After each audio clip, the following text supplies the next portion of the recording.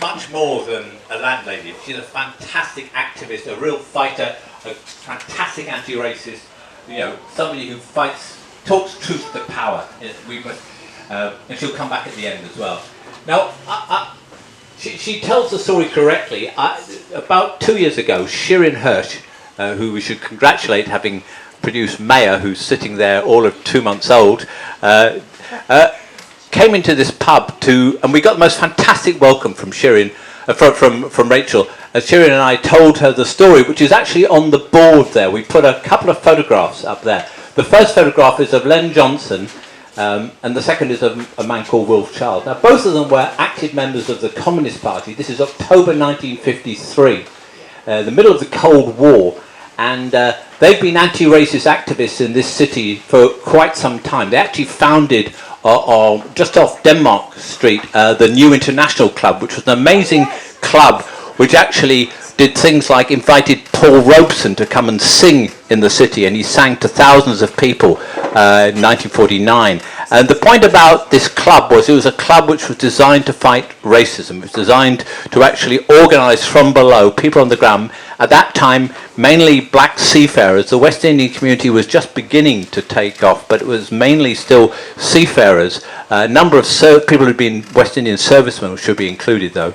And they basically had been active for a few years, and for reasons which we should go into later, the club had closed in 1950, but Len and Wilf had kept the faith and came into this pub in October 1953. And Len, who was 6 foot tall, asked to be served a pint. Len was a lifelong teetotaler, it should be remembered. You know, this was a clearly political decision, and they'd done it in a way which is, in my opinion, very carefully organised, because they immediately, having been refused, as I think they expected to be refused, wrote an article for the Daily Worker, the Communist Party newspaper of the time, which is I've copied up on the board there. Len was the secretary of the Mossad Communist Party, a very big organisation at the time, hundreds of members, and he was a scaffolder by trade. And he and Len had organised this campaign which followed the refusal to serve Len by going up to the town hall and getting the big names, the mayor and the secretary of the Trades Council, Horace Newbold, and various other names to sign up in support of the campaign. But more importantly, in my opinion, or equally importantly, they actually went around this area and got hundreds, they got a large number of people to come down with them when 2 days later they returned to the pub, and surprise, surprise, at that point the landlord decided to serve them and the colour bar was broken. It was a great moment, and it's just a fantastic, yes, we should give Len a chat, and the point was that the colour bar had to be broken that way. It was battle by battle by battle. It didn't just all happen all overnight. People organised, determined not to allow racism to dictate who amongst themselves or their friends should or shouldn't be able to drink or to dance or to spend the night somewhere. These were things that had to be fought. And we stand on the shoulders of those people who've gone before them. And in this year of Black Lives Matter, we need to reach back to our history. I'll just say two more things. One is that Len was part of the Congress that took place in this city exactly 75 years ago, the 5th Pan-African Congress, which had attending Kwame Nkrumah, who becomes the leader of the Ghanaian independence movement, Jomo Kenyatta, who becomes leader of the Kenya independence movement, Hastings Banda, who's the first president of what's now Malawi. And they, at this conference, declared that they were going to lead the liberation of Africa. And within 15 years, they'd actually achieved that. The most astonishing. But the amount of publicity of this conference was tiny, but they had 100 delegates. And Len, who wasn't a delegate, he was an observer. The Communist Party had a rather strange relationship to the Congress. Nevertheless, they were all there, and they set off from this city. And it's a fantastic tribute, actually, to this city, or particularly the people who were organised, the black community of this city, that they were able to actually host this community, this conference. There was the Manchester Negro Association, led by a man called Peter Milliard, who was a general a GP in Lower Broughton in Salford, and others who actually organised to make sure that this Congress could take place in this city at a time when the colour bar was the norm. You know, if you were black, don't think about going dancing or anything like that. That was just the answer would just be no. So that's an important side to Len, and I do feel that we need to celebrate today the breaking of the colour bar, but we also need to remember the 75th anniversary of the Pan-African Congress. And this year of Black Lives Matter, I think that these are things which give us the confidence that if they could fight in the hostile environment of 1945 and 1953, then we can fight in the hostile environment of 2020. You know, it should give us the confidence to go forwards. So, okay, I'm going to finish there. I'm just going to ask anybody else. I know there are various people who are in the room who've got bits to contribute. If everybody would just simply like to contribute, we will go round the room. I think I've got a reasonably long lead, but if anybody feels minded to actually come up and stand here, it would make it a lot easier for me. Is anybody going to break the ice? Deej, please.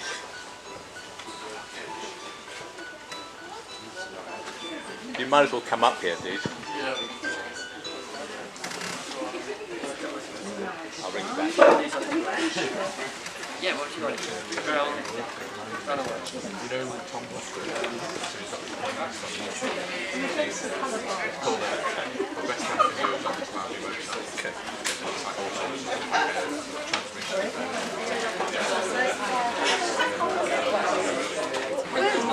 Yes, and this. Excessive, isn't it?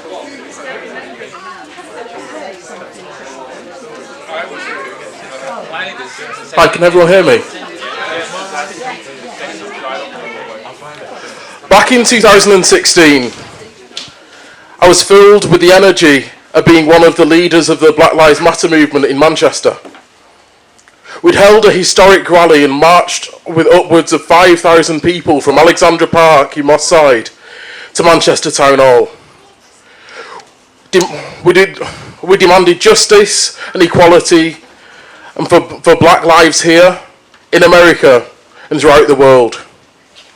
I was moved and taken by this movement.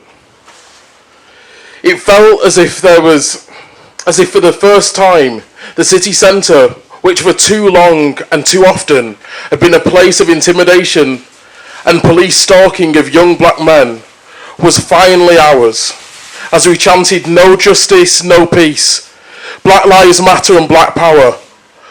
We felt like we were riding the wave of our forebears and laying a path for our children. Not long after, I was speaking to my friend Marcus, and we were talking about the movement and its historical context.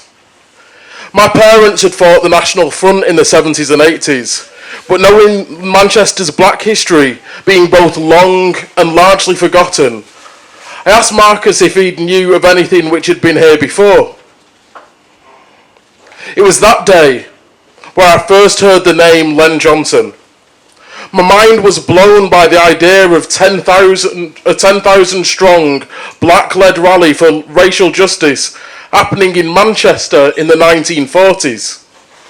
A man who was born down the road from my daughter's school, who had done so much for the community, had made such an impact, but whose name that should be so familiar, most of us had never heard of.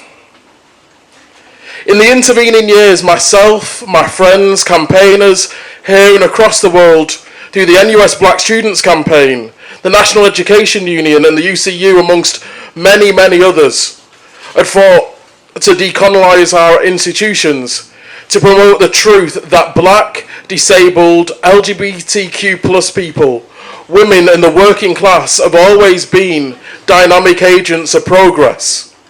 Friends, we have not yet won. But as any boxer will tell you, you don't train expecting a knockout in the first few rounds. And sometimes it is necessary to have a rematch after rematch after rematch. But even now, when faced with a regressive government and a Twitterati which decries even the most mild expression of racial equality, our ideas have taken hold. A discussion is now less, do we need Black History Month? And more, shouldn't this be covered in all of our curriculum? In all of our history? Earlier this year, we witnessed the brutal 8 minutes and 46 seconds where our brother, a father, a partner and a friend had his life force extinguished by an unrepentant actor for the state. They killed George Floyd. They killed Breonna Taylor. They killed Ahmaud Arbery. They killed Belly Mujunga. But friends, they resurrected a movement. They resuscitated the movement. They triggered marches and rallies throughout the world. Discussions which were held in places where they'd never had before. And we looked upon our cities. We saw slavers in stone, imperialists immortalised and whitewashers worshipped. And friends, we were disgusted. Rebels in Bristol, in Virginia, in Cape Town and Belgium tore down some of these monuments. As many of our ancestors were consigned to the bottom of the Atlantic, Colston's statue met a very similar watery end, and the Lord saw it and he saw that it was good. But as we challenge the mythologizing of a false history, we are left bereft of the symbols of our own. Where are our black heroes? Where are our working class fighters? Where are our women warriors? Where is our history?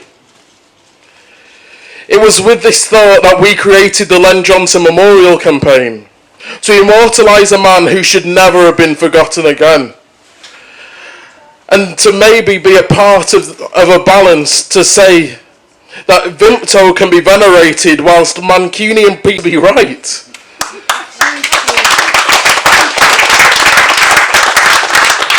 We have now had over 1,000 signatures. The leader of Manchester City Council has expressed support. Greater Manchester's mayor has expressed support. The BBC had a story on their front page of their website about our Len. There is momentum here. And despite what the naysayers may say, this is not a moment. This is a movement. And we will not stop until every Mancunian who knows the name Martin Luther King can tell you all about our Len Johnson. And with solidarity, thank you.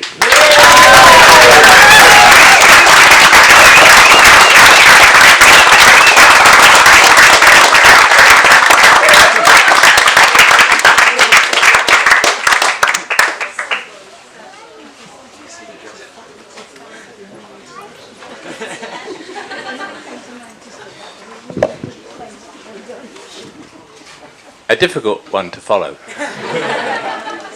Would anybody like to, before I start naming people? I'll take you.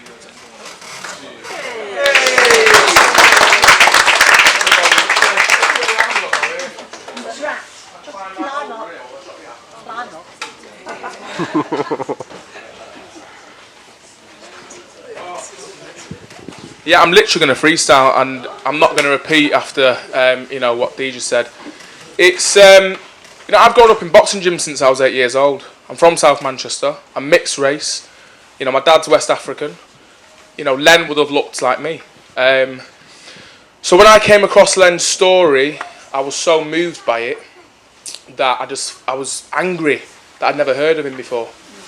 But I'm so grateful that I know who he is now. And this campaign is going to continue to grow, and he's going to get the recognition he needs. I think, like I said, Muhammad Ali, he's been an idol of mine for as long as I can remember. That was until I heard of Len Johnson. Peace.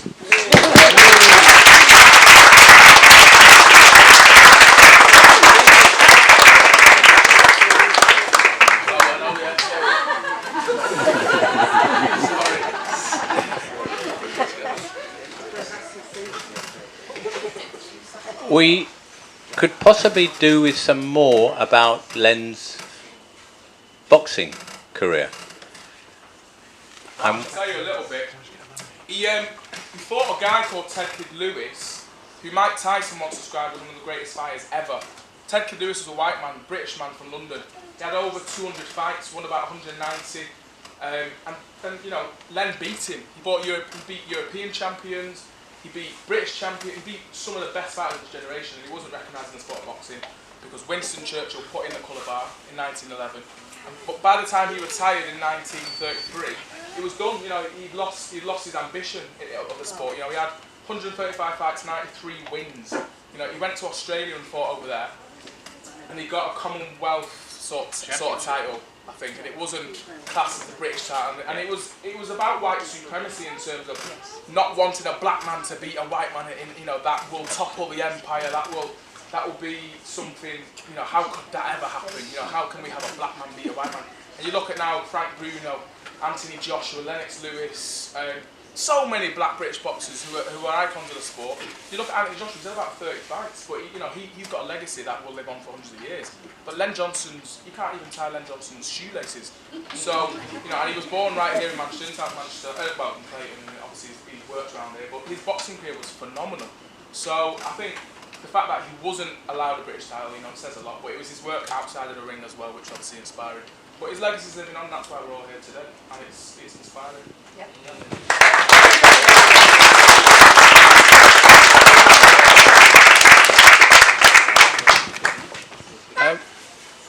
Can we pay Miles Davis, Jack Johnson?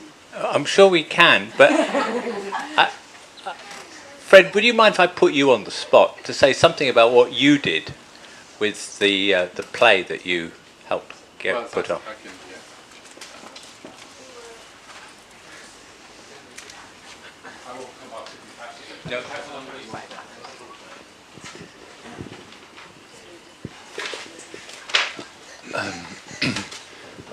I was one of the founders in Manchester in 1979 of something called WFA, or the Workers' Film Association. Some people may know a place that used to exist on Lucy Street, an old warehouse, and we used that as a venue for many events and names of members of Manchester's black community. Kat Block, for example, did a lot of work with us there.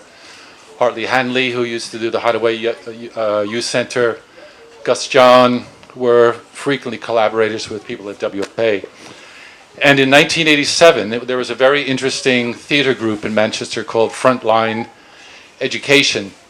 And Frontline, their method of working was they would go into a community group or a youth group, and they would talk about history or issues that were important to people in the youth group. And one of the issues that came up was the life of Len Johnson.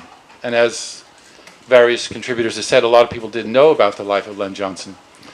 So they did a play, which was called Struggle for Freedom. This is a remaining poster from 33 years ago, or a little flyer at the time. And we filmed it. And as far as I know, there should be a digitized copy of Struggle for Freedom in the Northwest Film Archive, which is based at the Central Reference Library in town, and you should be able to go in there. They took all of the WFA's material and got a grant from the BFI, and that's all been digitized. So you should, I believe, be able to go in there into what they call the little pods and search Len Johnson or Struggle for Freedom, and you should be able to watch that. And I think it's interesting. I don't know, you probably know the story of what are called the boxing booths, and Len Johnson used to have a boxing booth, and my son Frankie, who's one of the I don't know, he's one of the directors here or whatever, serving you drinks.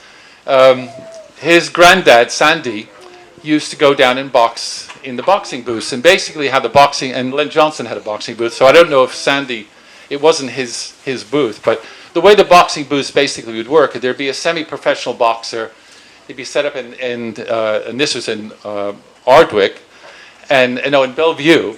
And what would happen is that if you wanted to go around with a semi-professional boxer, if you got through the first round, you might get 10 bob or 50p or something for surviving the first round. If you got the second round, you might get a pound or whatever it happened to be.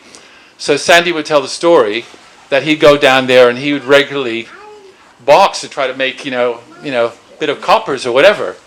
And the interesting thing is that he would go down, he would box, and he'd come back home, and his mum would ask him where has he been, because he looked like he'd been a little bit roughed up, or he was a bit of swelling in the cheeks.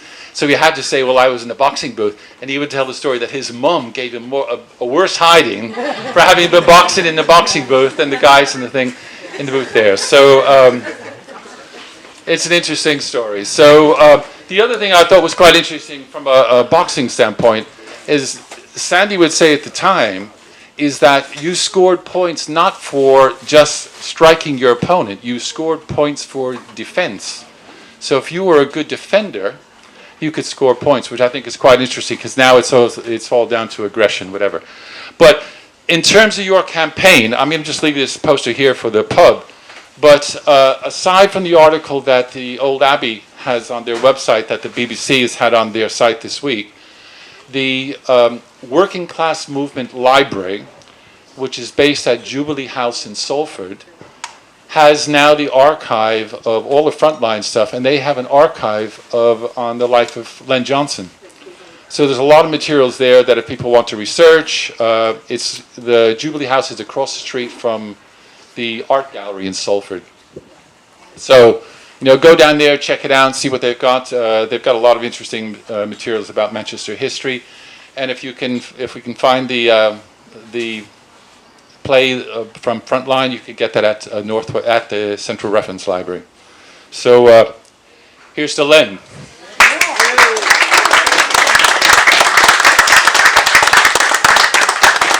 Now I'm going to be bold and ask a young woman seated at the back. I'm not young. Would you come up and join me? Because you have a story to tell, don't you? Whenever it's daft.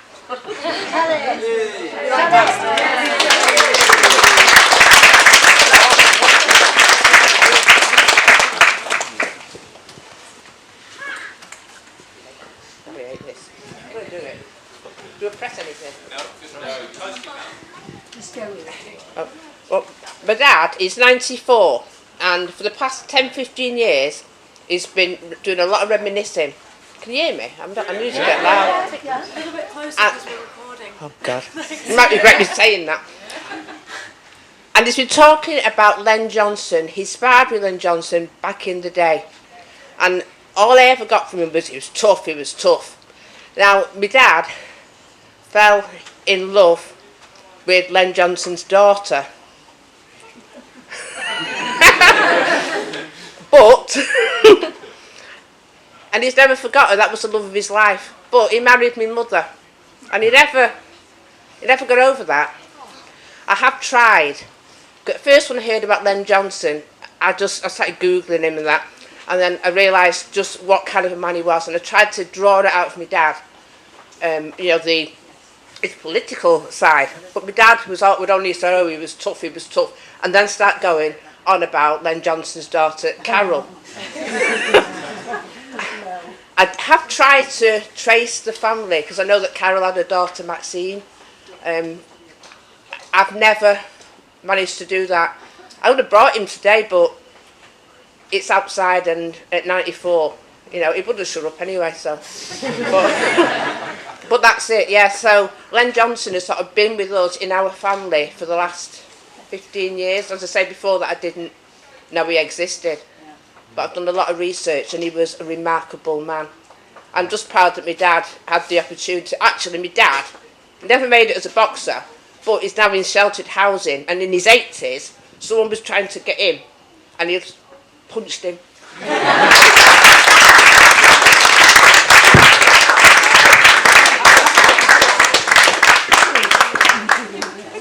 It's another one of those follow that moments, isn't it?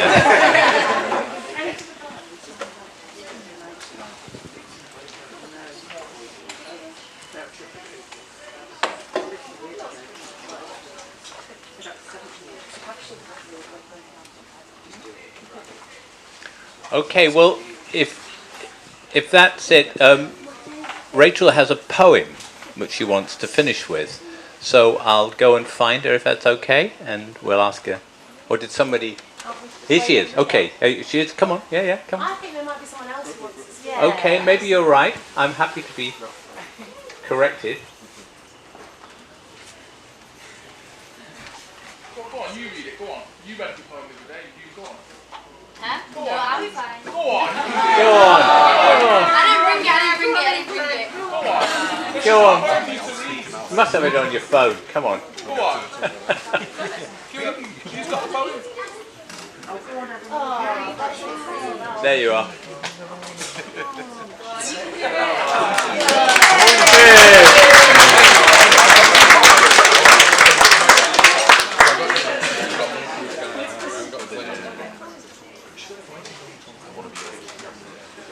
We can wait a minute.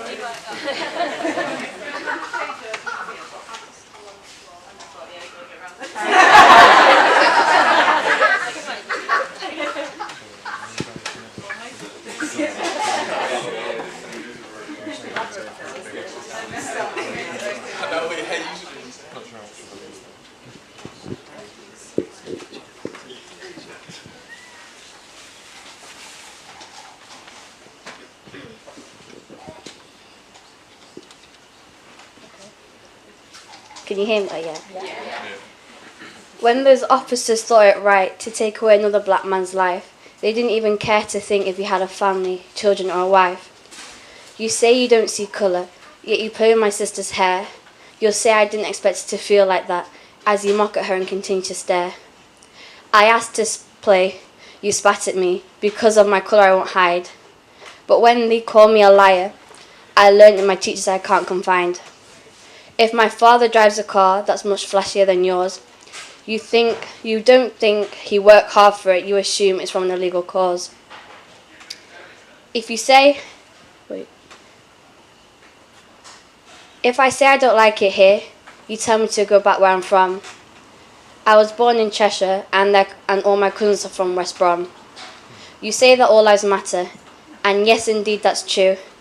So why are you so angry when we say our lives matter too? This isn't about making every white person pay for their horrific atrocities of yesterday. We're sharing the injustices and how the plight has been misunderstood. No matter what the media states, we're not out for your blood. You call me a lefty or a snowflake if I don't like what you say. Did you ever think how degrading it is to hear the rubbish every day? When I want to shout or scream, you call me a racist fool. It's not my fault I was hated at school and the history of something. Did you learn about the Windrush generation brought to the UK to help rebuild our nation? Within moments of the ships reaching the destination, they were repaid with racist hatred and downright degradation. Did they teach you about Surtees Karma or his white British wife Ruth? And how they exiled him from what is now Botswana to stop him from uncovering the truth. To those of you who don't understand why the Colston statue met the fishes, please take some time to educate yourself, and from me, your best wishes.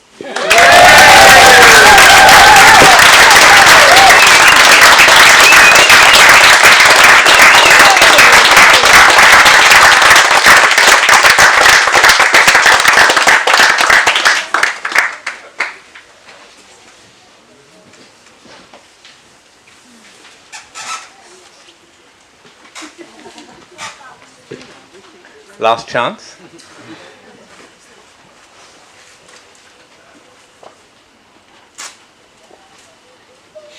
Okay, Rachel, I think it's your moment. So what I want to say is this space is for all of you. It's for the community. Everyone who works here is an activist. They care, if you've got any ideas or you want to launch anything, this is the perfect place for it. We can fundraise, we can help you get organised. And where it really came into play was about 2 years ago, one of my close friends was going to be deported because of Windrush. And what was amazing about the community here was because of the organic network of events that happened, it was so easy for everyone to come together.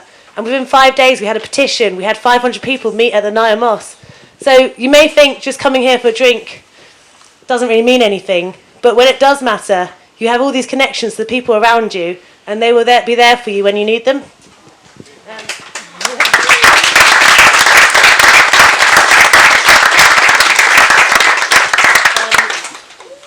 And this poem is by a woman called Tina Cribb, and her family grew up around the pub. And on Monday, when we didn't know what our fate was, I think this poem gave us all hope about what the pub is here for. There is hope in the old Abbey Tap House. It comes in all shapes, sizes, characters, and guitar cases, and groups of smiling faces as they shelter from the world that's turned to chaos, is inside out. It's forgotten what humanity is about. But here you can sing, make music, read a poetry, and escape. It gives you enough space to clear your mind, with staff who do more than support. They know about injustice and the importance of being kind. I've never known a pub quite like the old Abbey, who opens its big heart to strangers, gives free food when needed, from the top to the centre. It holds its bottom-up approach at its epicentre. No one is alone in here. Even that bearded man silently drinking his beer, he feels the warmth. We all feel the vibe. No one forgotten, no one cast aside. I remember walking to the Holy Name School when I was a kid, the big exciting field and that magic pond. But we always smelt the pub nearby, standing on tiptoes, looking in windows to check if anyone left any beer. Cheeky kids and smiling faces, we held no fear. And now the old Abbey has reclaimed its past, turned what was once forgotten into a beautiful forecast. And all the old ghosts of yesterday days can rest at ease, at last, at last.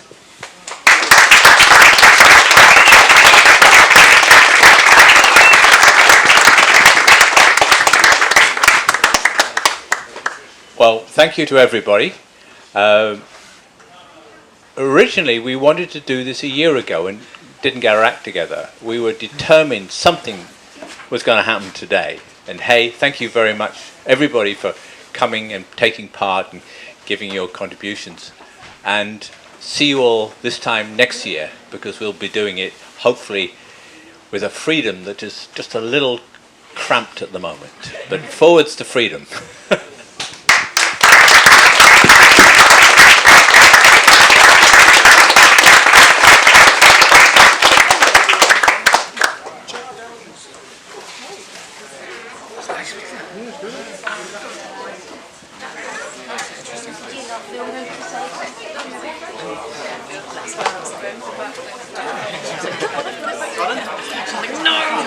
I didn't bring it with me.